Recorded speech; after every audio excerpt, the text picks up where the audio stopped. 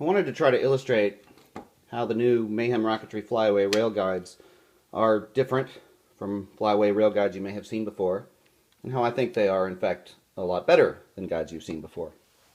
Fly-away rail guides in and of themselves are not a new concept. They've been around really as long as there's been rocketry, and they're not too hard to make. Tim Van Milligan wrote an excellent paper for NARAM 52 in which he discussed this. Here's a set of more traditional fly-away rail guides that I made a while ago based on that paper. That was the first set we tried. These traditional types come in two pieces. And they fit together with they have a split rail slide. And what you would do with these, if you can do it one-handed while you hold the camera, is slide them in the rail. So that wasn't too bad. And then you would put your rocket in the shell, attach the spring to the hooks, and there are lots of different ways to arrange this, but it all comes down to the same concept. You would attach the spring to the hooks, and then you have the rocket in the guides. And what would happen then is the rocket would slide up off of the rail, and the spring would pull this together back here, pull the two halves of the rail slides apart, and the guides will fly off of the rocket. And there are really two problems here. One is safety. For F and G motors, this is fine, but really all that's holding this rocket in these guides is this little rubber band. And I personally would not feel terribly confident sending a 38mm rocket up in the air on a J1000 or an I-1299 just held in by this rubber band. And the second problem, which affects all the other fly-away railguide designs I've seen, even the torsion spring ones, is that the torque, or force actually in this case opening the guides, is very linear, and it's at its maximum when the rocket is in the rail. What this means is that the entire force of this spring is transmitted around the airframe. The airframe actually acts as a pulley. So it's transmitted through the guides around the airframe, and the entire force pulls this way against the side of the T-slot. So what you have is a fair amount of friction. You can really feel it when you slide the rocket up and down the rail.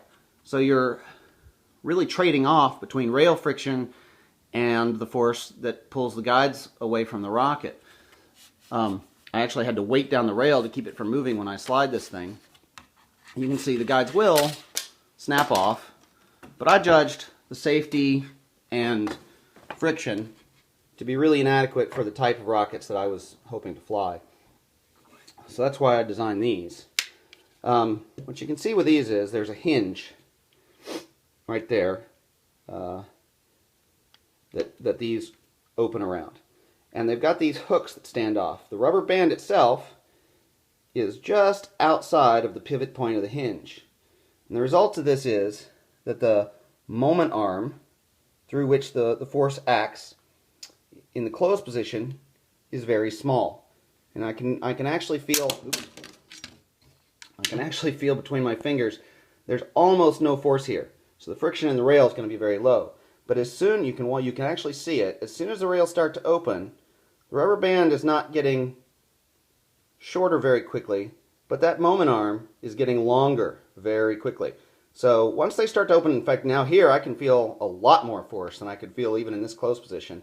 And the maximum force occurs, or maximum torque rather, occurs right about here, so that the friction on the rail is minimized, but the guides still spring very positively off the rail.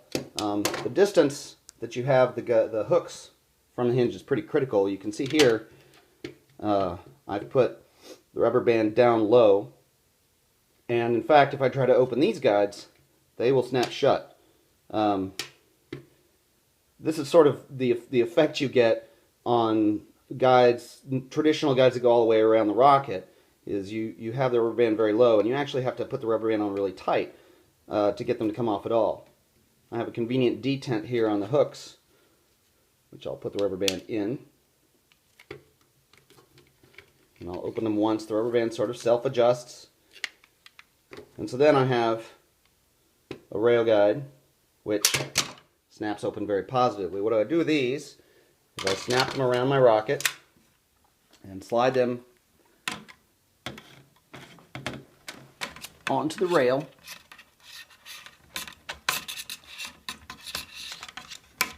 One-handed again, there we go. Unfortunately, you obviously can't feel it in a YouTube video, but there's almost no friction here. It's very similar to the level of friction you'd get with a set of round traditional rail buttons or with a rail slide. Also, you can see that the hinge is really quite stout. So the rocket is positively retained in the shell. It's going to take a tremendous amount of force sideways to get this rocket to come out of these rail guides. And so I think it's safe enough. It's definitely, we've handled some VMAX launches and we've got more coming up. It's a lot safer than the other style of rail guide for more energetic or higher thrust motors. And when these come off the rail, and again, it's very low friction. When they come off the rail, they come off very positively. They actually fly up off the rocket usually. Let's see if I can show that.